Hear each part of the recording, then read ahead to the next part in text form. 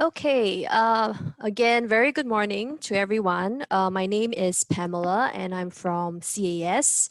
So typically, we will do this sort of training face to face. But of course, with the current situation where there's a lot of travel restrictions, so we have to do the training online. But hopefully, in the near future, I'll be able to visit your university and meet all of you in person. So today's webinar is on the introduction of SciFinder N. So for folks that have used SciFinder previously, this is actually a new platform. Um, UMT has actually migrated to this platform for a while already. So hopefully, if you haven't had the chance to try it out yet, after this session, you will. So just some kind of housekeeping matters. Just double check that you are connected to audio so that you can hear me. And later on, I'll be switching over to the browser for the live demo. And if you have any questions, please type them in the chat box.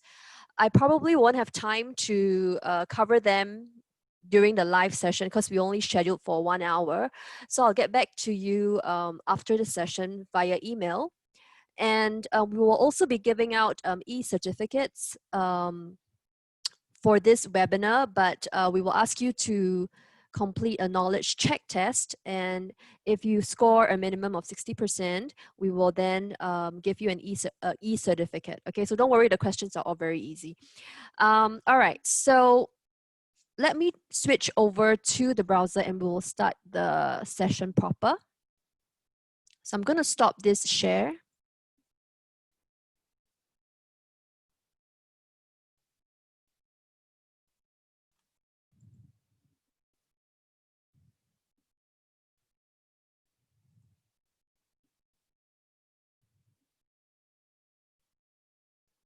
Okay, so I hope everyone can see my screen now. All right, so this is the platform for the new SciFinder. So you can see it's called SciFinder N. As like before, you will need to create your own SciFinder account in order to access. If you already have an existing SciFinder username and password, you can use the same username and password to log on, okay? So one of the unique features of SciFinder is, of course, the different types of searches that you can do. You can see on the left-hand side, we have substances, reactions, references, and even to search for chemical suppliers. Okay, so I'm going to start the demo with reference searching.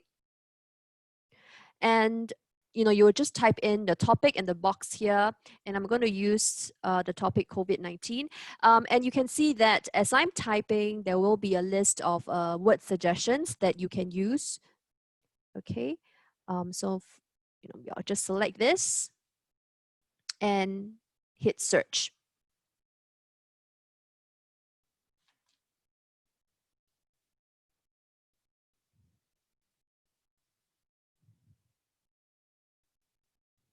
Okay, so this is the answer set that we have. And SciFinder N is not a full text database. So what we'll see here is the list of title and abstracts. Okay, and then you see the hit highlighting that matches our query. All right, but you also notice that we have highlighted related terms to COVID-19 as well.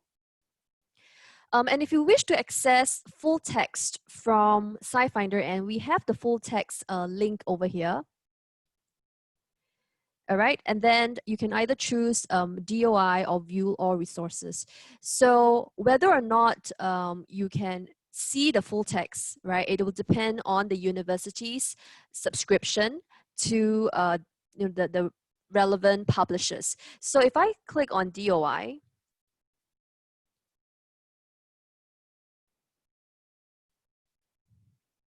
all right, you'll see that it brings me directly to the article. Okay, and then this is an example of one where we have access to it. So I'm actually able to see the full text. Okay, and then the other option, which is the view all sources. right? Oh, I think it was this one that I clicked. View all sources. So if you click on view all sources, it will bring you to this page where it will again give you the link directly to the article, or this is linking you to the publisher's website. And then of course there is this third party document, fee-based document provider, right? So typically we don't really use this, okay? So DOI or HTML that links you to the publisher's website. And you notice that it opens up in a new tab, right? Each time I click on full text. So sometimes if you click and you don't see anything happening, meaning there's no new tab opening up, it's usually because there is a pop-up blocker turned on. So just disable the pop-up blocker and click on full text again, then you will be able to see the new tab, okay? All right, so so besides kind of like full text links and the title and the abstract, SciFinder does provide some additional information. So for example, for this reference here, you'll see that there are substances, okay? So if I click onto the reference title, it brings me into what we call the reference detail page. And here you will see some additional information that CAS has indexed from the full text, okay? So title and abstract, right? It's what most other databases provides, but we have an additional concepts section. So we will add in additional research concepts that we think are relevant to the research focus of this paper, right? Basically based on what is described in the full text, as well as any important substances. Okay, so in this case, if you look at the title, it's talking about chloroquine. So obviously chloroquine is an important substance for this reference. So we have indexed it individually, right? We've taken it out so that you're able to see what's the structure. And if you're interested to explore this further, you can actually click on substances here. Okay, so I can open this in the new tab, and it will bring us into the substance result set. Okay, so we'll talk about substance in greater detail later on when we look at substance searching. All right, so just to let you know that you're able to actually link out very easily from a keyword reference search into a substance of interest. Okay, you can even click on the CAS registry number here, and this will actually bring you directly into the reference, the substance detail for this compound. So let me go back to our results set again. So the results are also, as a default, sorted by relevance. So if you look over here, okay, so this means that you don't necessarily see the latest publication on top, right? So, but of course, with this specific topic on COVID-19, almost everything is published in 2020. So maybe it doesn't make so much of a difference, but sometimes you will see like a 1998 paper coming up at the top.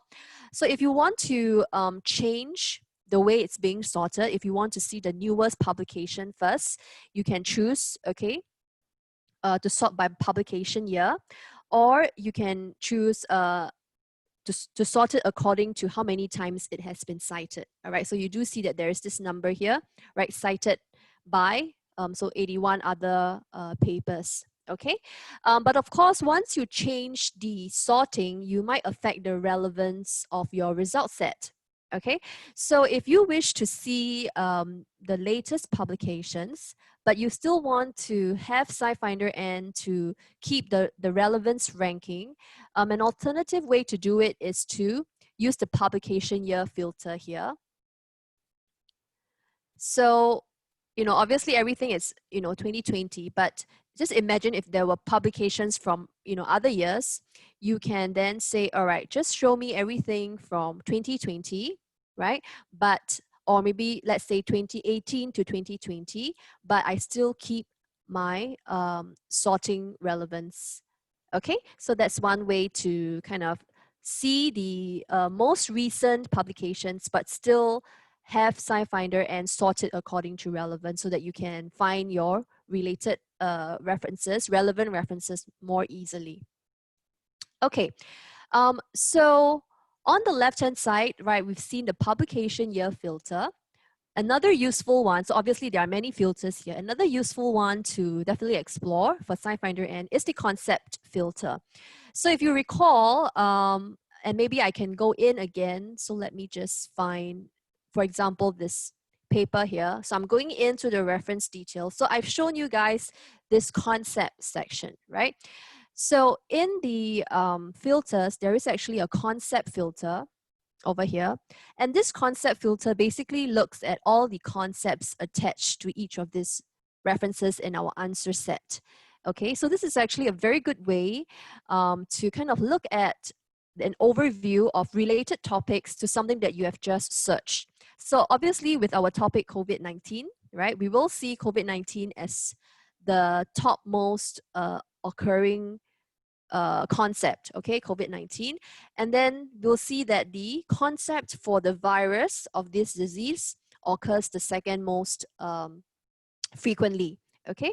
And we can click on view all to look at all the related concepts to COVID-19. So you see different types of topics, all right, like public health, epidemiology, right? All these are related to COVID-19. And in fact, you can search for specific topics, specific concepts that you may have in mind. Okay, so I can say maybe I want to look at references that talk about test kits, okay, for COVID-19. So I can search for test kits. All right, and then you see that it is in fact a concept. All right, so I can select, I'll select test kits as a concept.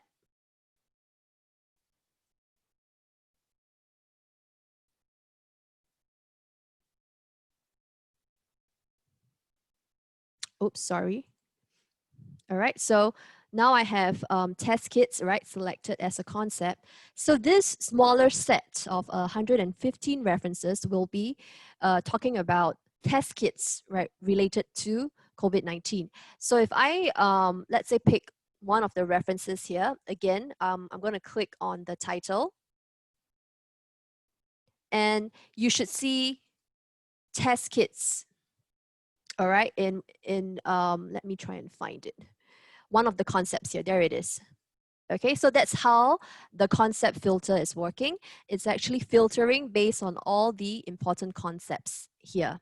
Okay, so when you have a concept or the word test kits appearing in the concepts, it means that the research focus of this paper has something to do with test kits. So this is actually a very quick way to help you find relevant references. Okay, so concept filter. All right. So with SciFinder N, you can also use Boolean operators and wildcard symbol, so the asterisk, to expand your search or to have some control on how specific you want the search to be. So if I modify my query here, so maybe I'm interested in antivirals for COVID-19. I can just type in antivirals COVID-19. That would work, okay? But if I want to be more specific, I can actually type antivirals and COVID-19. Okay, so there is some differences in the number of references that you retrieve back. So if I search it this way, antivirals COVID-19, right, I'm just going to run the search. You will see that I have, let's see, all right, let's say 295,000 references. Okay, and there's actually more that has not been loaded. All right, so that's because if we didn't put in a Boolean operator, SciFinder naturally will try to find both, right? So like the answers we see here, and then you will start to look for references that only have antivirals or only have COVID-19. Okay, so that's why we have such a large answer set. But because if it's sorted by relevance, you will still find that the references in the top, it's still very related to what we have just searched, right? Antivirals, COVID-19. All right, but if we add in the Boolean operator and, all right, and you can use and or not, If you search it this way, then the references that you get back will only have, well, all of them will have antivirals as well as COVID-19. Okay, so you can see the answer set is a lot smaller in this case. So you can play around with your Boolean operators, and the truncation symbol is, or the wildcard symbol is like, let's say if this is not a very good example, but I can actually add in an asterisk, okay, and then it will look for antivirals, or anything with antiviral in the front. Okay, so there's a lot of flexibility when it comes to SciFinder N in terms of building the query. Okay, okay, let me just get rid of this. So the other useful filter in SciFinder N is found right at the bottom, which is called search within results. Okay, so this is where you have run your initial search. All right, you have 4,000 answers. Then you decide that, okay, now I want to be a little bit more specific. So for example, antivirals, maybe I want to look specifically for chloroquine. Okay, so I can then add in my third keyword, chloroquine. All right, and even in the box here, this box here, you can also use your Boolean operators, all right, if you wish to.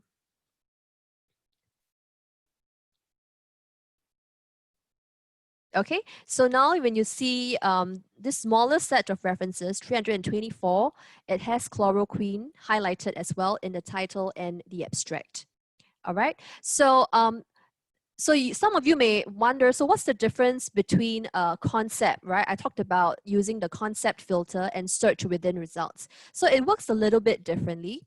When I use search within results, you can see that it's actually looking for chloroquine in the title as well, or in the abstract, and even in the substance indexing. So let me see. Okay, so we have chloroquine, right, in the title, in the abstract, and it's also searching in the indexing, substances indexing. Okay, so that's for search within. If I use concepts, right, just to remind everyone again, if I use the concepts filter, it's only searching in this section. All right, so if you ask me, isn't it better that it searches in more places than just the concepts? Well, it depends. Okay, so typically if we have a word appearing in the title or the abstract, it does not always mean that reference is actually about, let's say in this case, chloroquine. Okay, they could have just happened to mention chloroquine in the abstract as part of describing something else. That's a possibility that can happen. So sometimes having a keyword appearing in the abstract, right, doesn't mean that it's actually relevant to that keyword. So that's why that's where concepts gives you higher relevancy, okay? But of course, you know, if this section here, right, does take some time for CAS to edit in. So for the ASAP, the ones that have just been added into our database, sometimes this section is not ready yet.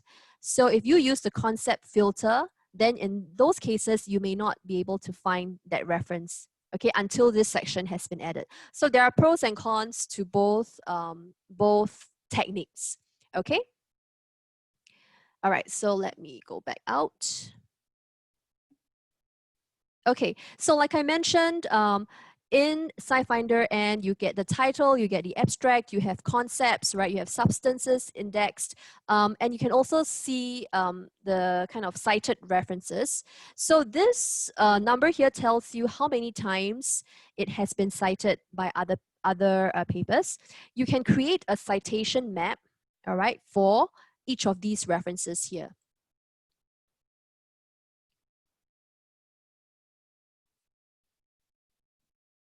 So with a citation map, you not only can see the references that have cited this document, you can also see the references that this document cites, right? So we place them side by side in a table. And for each of these references here, you can also see how many times they have been cited by other authors, all right? And you can create citation map for each of the references listed here as well. Okay, so the references here have also been displayed according to how many times they have been cited by others. So you can see the number here is decreasing. All right, and then the other useful feature of the citation map is that you can actually now make use of concepts, right? So all these references here, if they are in SciFinder, and they would also have been indexed for their concepts. So while you can click on, each of these title to look at the abstracts and then go into the reference detail if you find it relevant, sometimes it might, take time to go through every single abstract. So what you can do is to use the concept filter to help you identify cited or citing references that have the specific information that you're looking for. So I have the concept filter here as well. Okay, so maybe I'm just going to pick a couple of concepts. For example, I pick this two. Okay, and I hit apply. Now it will just show you the references that contain these two concepts. Okay, so then maybe you can focus on this set of references first. All right. Okay, so this is the concept filter. So I'm going back. Oh, sorry, it's here. Okay, and once you have come to a set of references that you are happy with or you plan to use in your report or in your project, you can select them,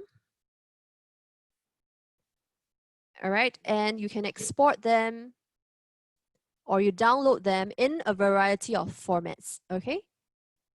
And then of course, if you are using any reference management software, then use the .ris file type so that you can then later import this into Mendeley or RefWorks or EndNote, okay? And if you wish to create alerts for your search, let's say this is a topic that you are working on at the moment, you want to be alerted when there are new references added into SciFinder, you can click the Save button. So when you click on the Save button, you will then be able to save the search as well as the selected results, okay? And maybe just to mention, you don't actually have to save specific results if you don't want to. You can just save this search, okay? So now it says save search, and then you can choose to have, different types of alerts, all right? And give it a name. If you wish to add any text, all right, so if they're belonging to different projects, you can kind of add text to them so that you can find them easily later on, and then just click save, okay? And if you wish to access anything that you have saved, it's the star icon here, right? So it will be found here.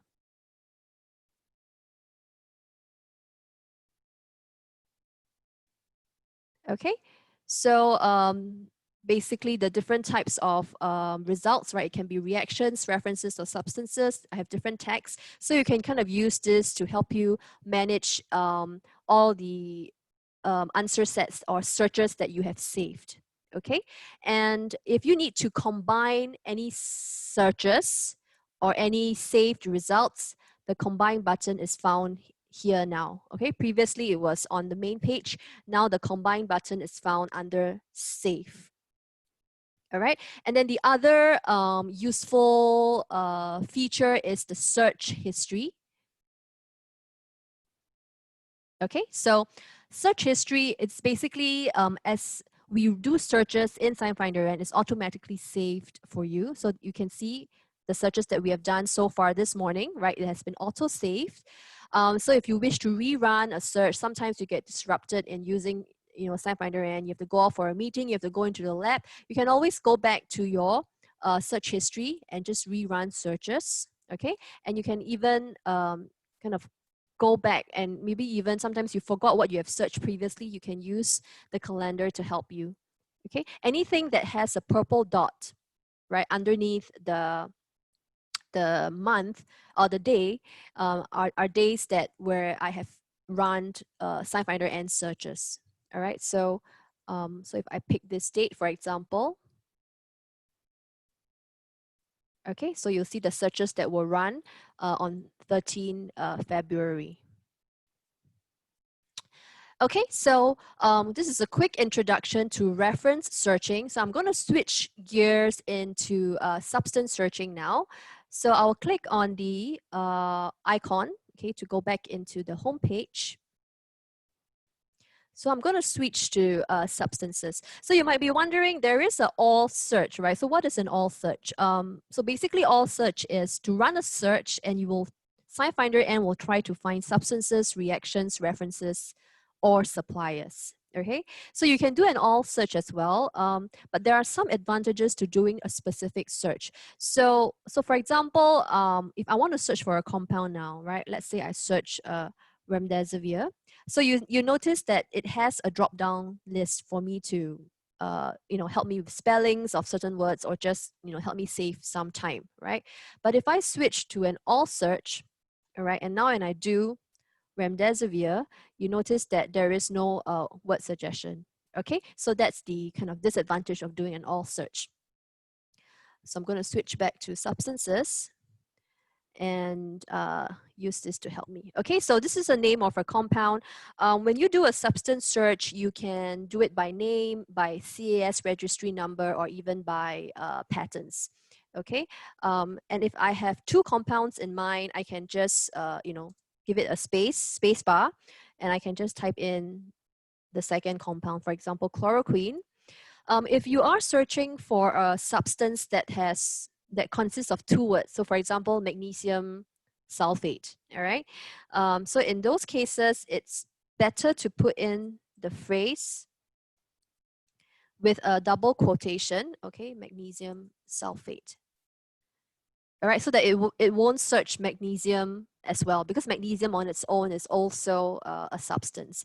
And this double quotation, right, I didn't mention this earlier, using this double quotes works in reference searching as well. All right, so for example, if you want test kits to be right next to each other, you can add in the double quotes around test kits when doing a reference searching. Okay, so I'll just use these three examples and run the search.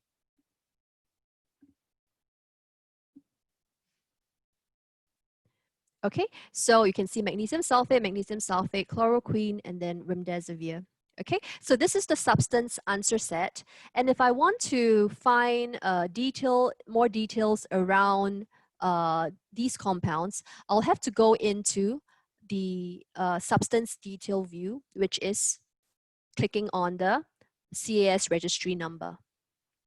Okay, and then once you're here, you'll be able to see all kinds of information related to a substance.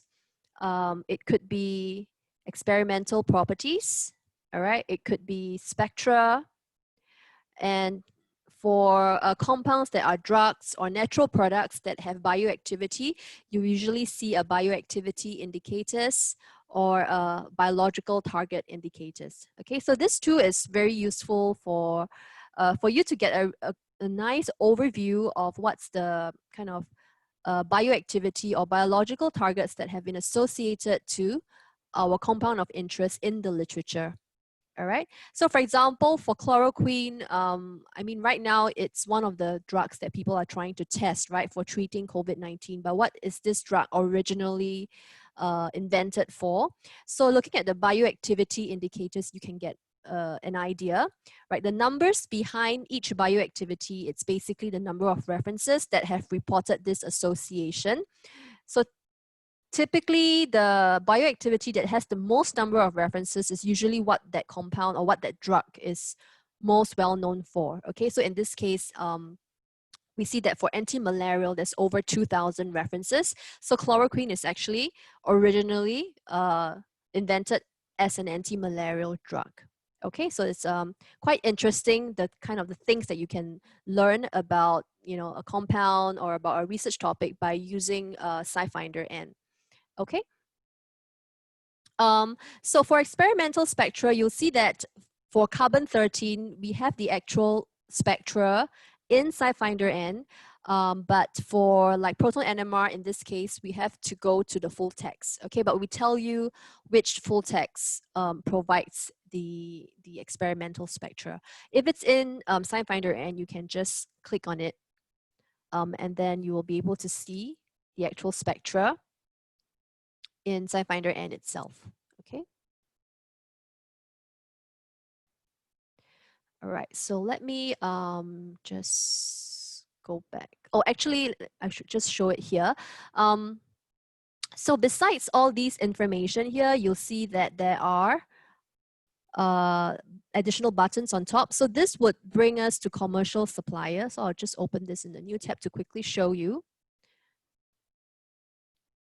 Okay, if you wish to purchase a specific compound, you can click on suppliers and you'll be able to see pricing information, stock availability information, and you notice these thumbs up, thumbs down icon, right? So thumbs up are suppliers that I have set as my preferred suppliers. So you see that they appear at the top, whereas the rest will be according to alphabetical order if there's no reference, no preference indicated. Okay, and if you want to get the contact information for the supplier, you can click on the supplier's name, right? You'll go into the supplier detail and you will find the website, the email, as well as any other contact information and any other distributors they may have. Okay, so this is for suppliers. Let me just close some tabs, right, so that I don't confuse myself. Then the other one is reactions. Okay, so if I click on this, it will actually give me all the reactions reported that involves this compound here. Okay. All right, so you see chloroquine, it's a synthesis of chloroquine. So I'll talk about this again in greater detail when we move on to reference searching. All right, so going back to substances still. All right, so I'm going to return to my results. Okay, so for all the structure images that you see in SciFinder N, right, you can actually click on it. And then you get this pop-up window. Okay, so it's good, especially if the compound is quite large, you can't see it clearly. So you can click on it and you can zoom in or zoom out as necessary. And you can even download this image as this structure as an image file or even as a mol file or SDF file, and then you can use it in other programs, okay? And then also on this pop-up window, you'll see that there are the links to go into the detail, right? You can also access reactions, references from this pop-up window, okay? And then you notice that there is this create retrosynthesis plan. So this is a new feature in SciFinder N. So obviously this would be of more interest to people who do organic synthesis, but I'm just going to click on this and show you.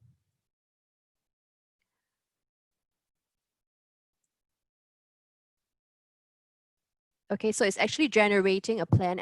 I won't go into detail for this at the moment, so I'm just going to let it run.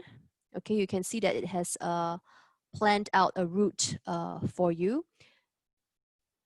Okay, and let me just go back and we'll look at this in greater detail later on. And actually, I saw a new feature that has just been introduced into SciFinder N. All right, it's this scoring feature. This is really new. I haven't seen it myself yesterday.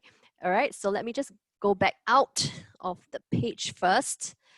Okay, so retrosynthesis, right? I've just run the plan and it will take some time to run the predictive retrosynthesis. So that's why I clicked it first. And later on when we go into reactions, we will look at that in greater detail. Okay. So the other thing is to get references, all right? So I'm going to click on the references button. So we look at suppliers, reactions. Let's take a look at references. So when you click on references, then it will, of course, go back to the first part of our demo, right? When we looked at reference searching, where you get your title and the abstract, okay? So this is another way to do reference searching as well, especially if you are interested to find references on a certain substance, right, you can always start with a substance search in SciFinder N first, and then you pull back references. So of course, the advantage of doing it this way is because like a compound remdesivir, you can see in this case, it's actually, this paper calls it GS5734, okay? So if you were to search this by text, right, you will have to probably search GS5734 and search remdesivir as well, because different people call the same substance with different names. So if you search for the substance first and then you pull references, then you don't have to worry whether is it GS5734 or whether is it, remdesivir. Okay, so that's the advantage. And earlier on, I didn't show you patterns in SciFinder N, so I'm going to do it here. So under document type, okay, I'm going to just focus now to patterns.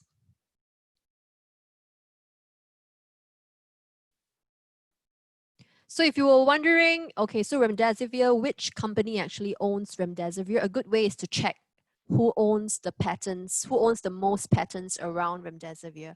So we can actually go down to organization, okay, and then we see Gillette Sciences, right? So this is the company that owns remdesivir and currently running clinical trials, right, for the use of remdesivir to treat COVID-19. Okay, so now that we are in patents, okay, you notice that there is another icon, right? Previously, when it was just journal articles, we just see full text. Okay, so in SciFinder N, it comes with patent pack. So with patent pack, you can then access the PDF of the patent directly from SciFinder N. All right, so you see PDFs. And then you also notice that there are two other options. There's the PDF plus as well as the viewer. So, well, PDF is just the normal PDF. Let me just go directly to the viewer. All right, so to show you what it is.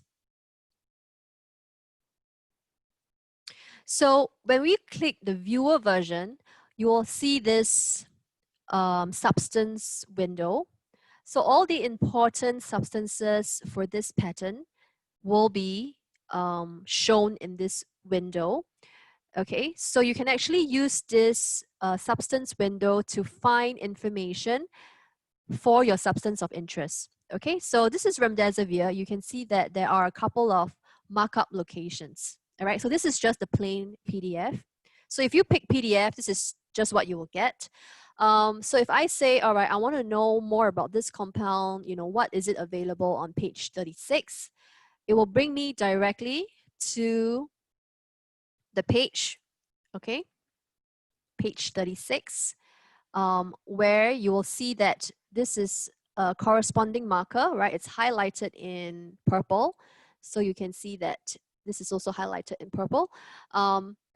So this saves you some time, right, for having to go through the entire pattern to find information on the compound that you're interested in. So in this case, they actually have a structure, which is not so bad, but sometimes, people just give the IUPAC name, okay, for the compound.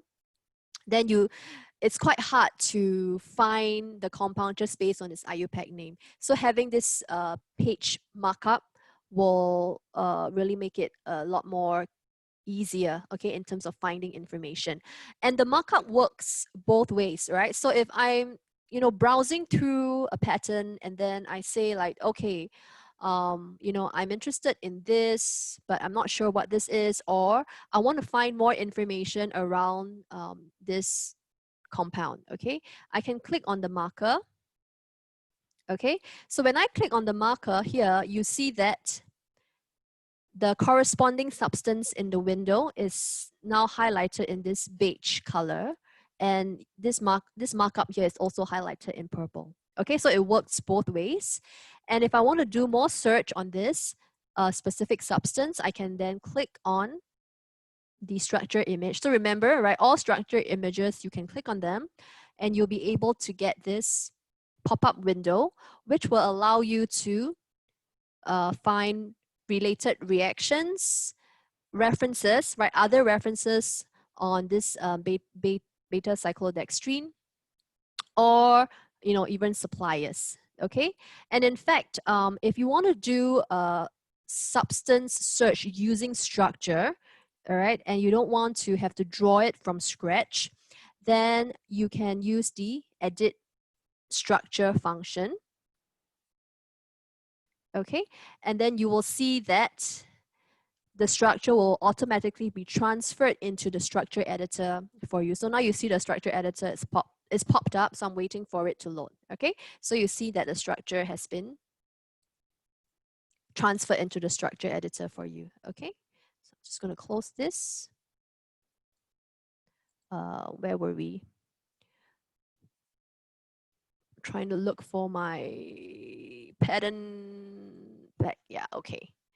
All right. So as for PDF Plus, maybe I'll just open this. Okay, PDF Plus it's like an offline version of the viewer. So obviously, in order to use this, you need to be connected to internet, right?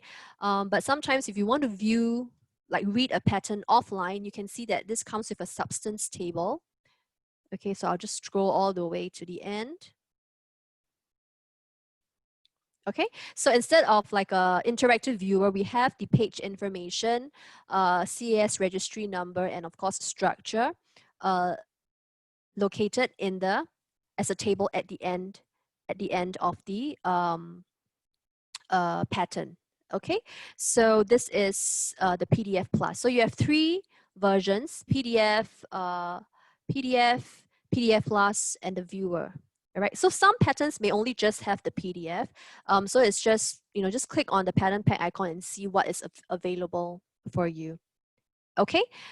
Now let's go back again to our substance answer set. So I just want to quickly talk about substance searching via structure, and I'm going to use remdesivir as an example. Okay, so far we've searched remdesivir as by name. Okay, we got one compound, and if we decide to search it by structure, okay, so I'm going to use the edit structure function. Okay, you will see that you may get more than one substance, all right? And I'll explain what's the difference. So I'm going to click OK. Okay, so you see my structure of remdesivir here, and run search. Okay, so in this case, I have actually two substances. You might be wondering why only two when it says 7 here. So if I scroll down, that's because there are 5 others that have different stereochemistry. Okay, so so I'm not going to look at those. But even for compounds with the absolute stereo match as remdesivir, we have 2. And that's because the second compound here is actually a mixture. Right, it's a 2-component mixture where one of the component is remdesivir. So if you do a substance search via structure, you'll be able to find multi-component mixtures, salt forms, or even isotopes, different stereochemistries. All right, so doing a substance search by structure will be a little bit broader, and then you'll see that there is the option for a substructure as well. So I'm just going to click through the second tab. Okay, now substructure, you will still see the substances that came from the estron, right? And again, there is 22 here, but I only have 9 because I've kept the stereochemistry filter to absolute stereo match. But I hope you already noticed what are some of the new substances that we are seeing now under substructure. So you can see here, right? Whatever that is highlighted in blue, it's basically this compound here, right? The exact skeleton of this compound. But this substance here has some additional substituents.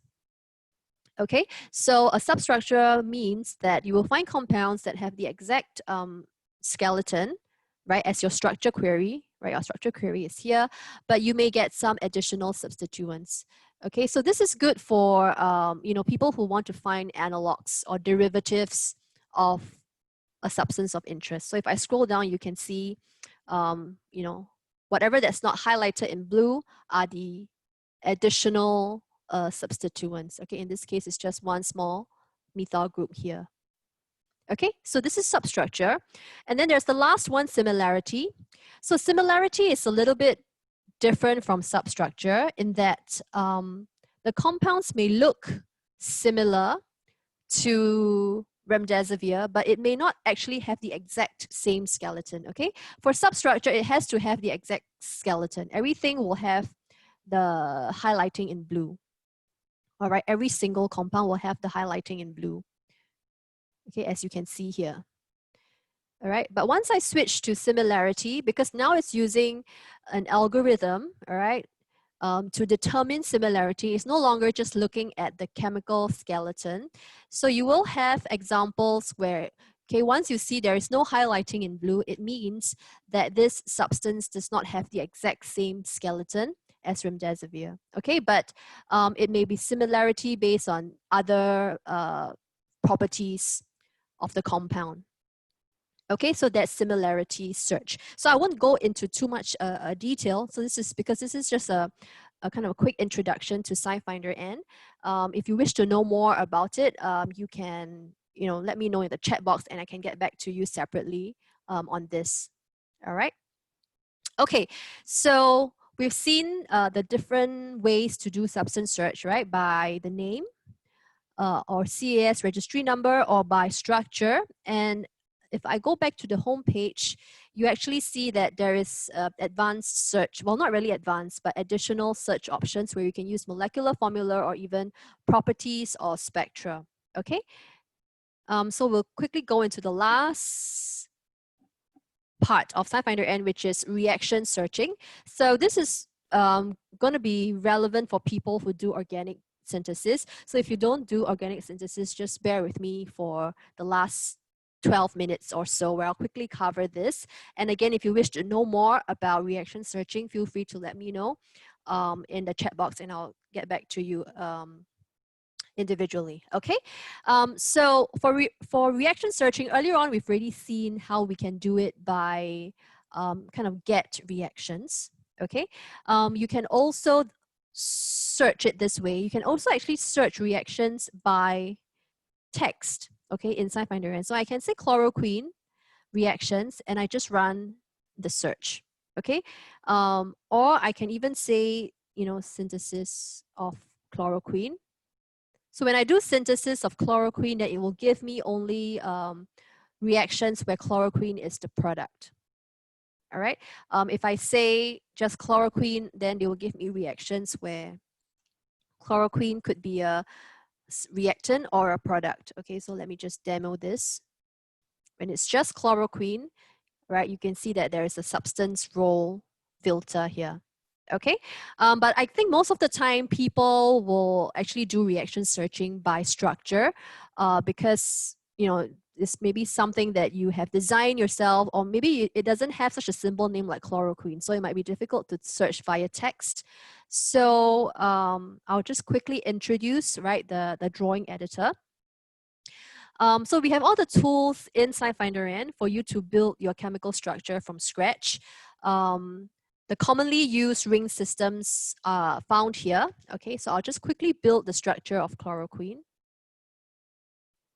And if you use programs like ChemDraw, it's very similar, okay, or even Marvin Sketch, it works pretty much the same way.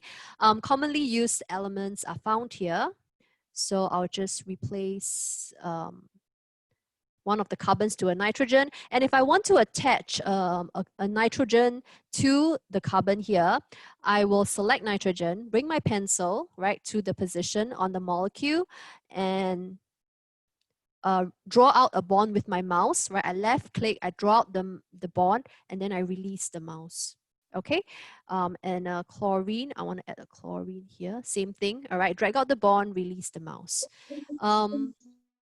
The other elements, let's say if you're interested in metal centers, all right, you have to click on this icon here to pull up the full periodic table, and that's where you can access the other elements.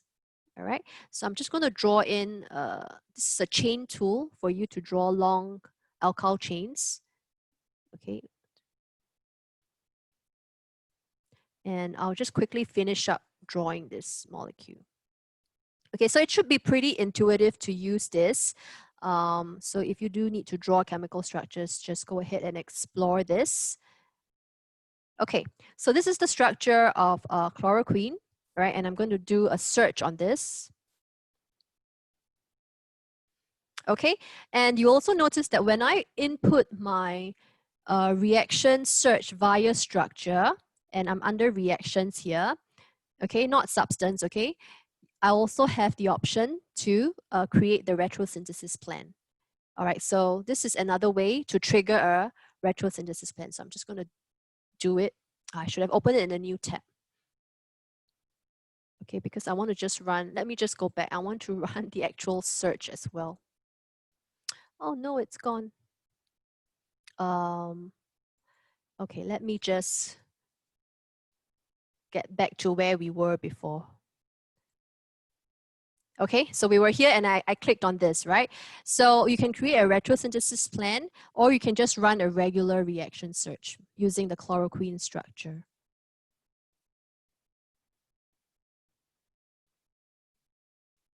Okay, so even for reaction searching, there is the estron, there is also a substructure.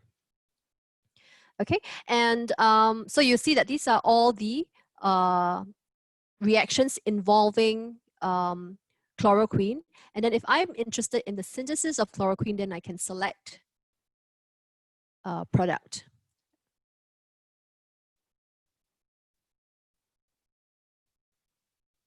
Okay, so you'll see reactions, and the reactions are grouped according to schemes.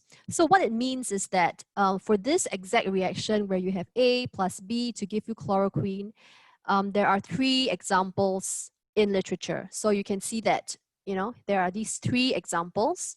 If you see 2 reactions, it means that there are 2, and it's the same exact reaction, but they may use different reagents or different reaction conditions. Okay, and then this is the reference where this reaction is taken from. So for this specific example, you notice that there is an additional link here called experimental protocols.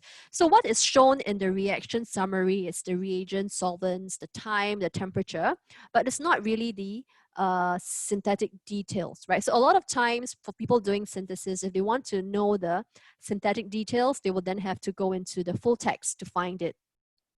But we have some reactions where we provide the experimental protocols in SciFinder. So if you see this link available, just click on it. Okay, and then you'll see here is the detailed information. So the synthetic details, it's in this case is in the format of methods now, or methods now synthesis. So methods now synthesis, you will have everything in a nice table. We have, you know, rewritten the synthetic steps into, you know, point form, so it's easy to read. Any characterization data, right? We've also kind of listed it down easily here, all right, to access. And of course, all this information is taken from this specific journal, okay? Now, the other format that is available, so I'm going to use the filter. So there is an actual experimental protocols filter to help you find references that come with this synthesis. So if I select this experimental procedure, I just wanted to show you what's the difference. Okay, so experimental protocols. All right, so in this case, there are 2 formats available, right? So this is the methods now synthesis, which we have seen earlier on, nice table, okay? Then the experimental procedure, this is the how it used to look like in the old version of SciFinder, all right? So this is something that is kind of inherited from the old version of SciFinder, where this is basically exactly how it looks in the full text paper. We've just kind of, you know, transfer it into SciFinder, and so you don't actually have to go and find the full text. But obviously this can be a little bit more time consuming to read. So for some of the experiments we have, we formatted it into methods now synthesis. Okay, so for people doing reaction searching, use the experimental protocols function to look for reactions that come with experimental protocols. And of course, if none is available, okay, then you'll have to then use the full text link to go to the full text. All right. Okay, so for the last 4 minutes, I'll just quickly cover retrosynthesis. So again, like I say, this is a quick introduction. So there is a lot to cover on retrosynthesis, but I can't spend too much time on it. Obviously, not everyone here is doing synthesis, but I just want to show this feature. So because we have ran the searches for retrosynthesis and I've kind of like left, right? I clicked on the button and I left to go to do some other searches. I can now go back to my search history and I can use the retrosynthesis filter.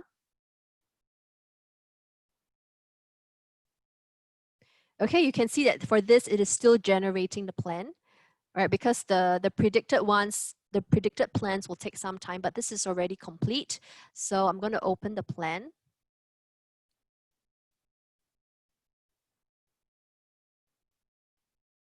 All right, and then they will tell you that the predicted steps are ready. Do you want to view now or view later? So I'll say view now. All right, and then you'll see that the predicted is turned on. Okay, so the colors here would tell you whether a specific step is predicted or based on actual literature precedents. Okay, so purple, it's you know, experimental, meaning that someone in literature has reported the exact same synthesis, whereas if it's predicted, no one has actually done it, but based on chemistry rules, it is a possible way to approach making this compound. So if you want to look at the predicted steps, okay, I can go over to steps as well. Oh wait, before that, just to also show you, you get to see the overall estimated yield and overall price, okay, to synthesize 100 grams of remdesivir.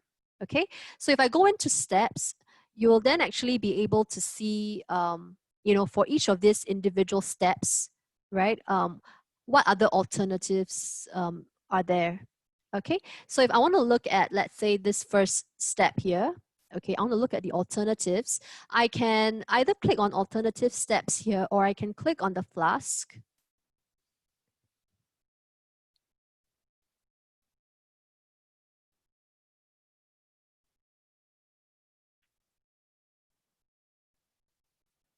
And it will show you the alternatives available for that step, what you can replace it with, and whether they are experimental or predicted. So I'm going to pick a predicted step to look at the predicted options. So without the predictive retrosynthesis, you will only have 7 alternatives, okay? But once you turn on the predictive, you have 39 other options to consider, okay? So, you know, if I say I want to replace it with this step here, okay? And then there is also so-called evidence. So in this case, the evidence will not be exactly this reaction, but based on other types of chemistry, based on other types of examples that people have reported in literature, but the same kind of chemistry. Okay, so that's what the evidence in this case means. Okay, so if I select this,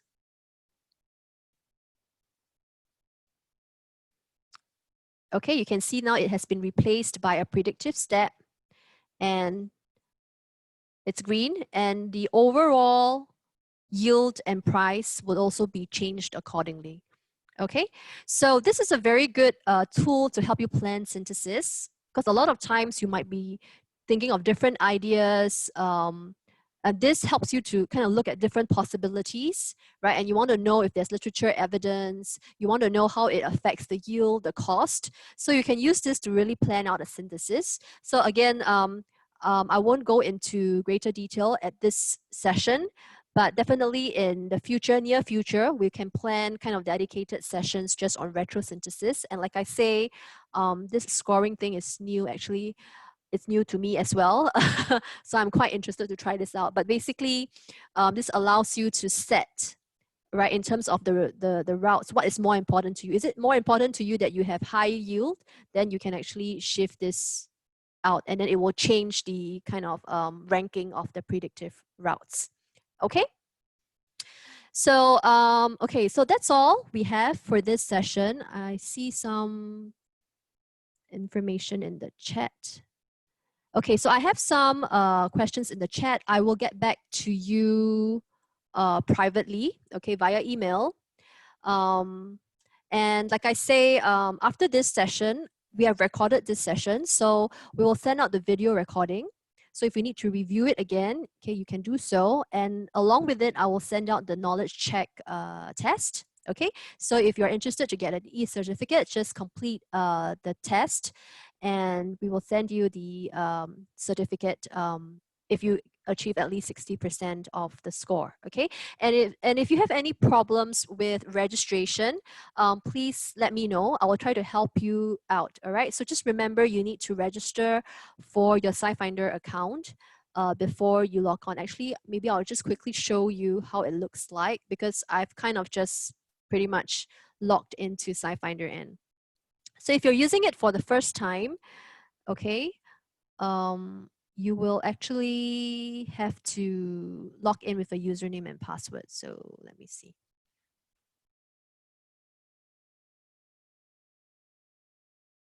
Okay, so if you access the SciFinder N link from the university's library page, right, you will see this page where you need to put in the username and a password, which you have to create yourself via the registration, SciFinder N registration.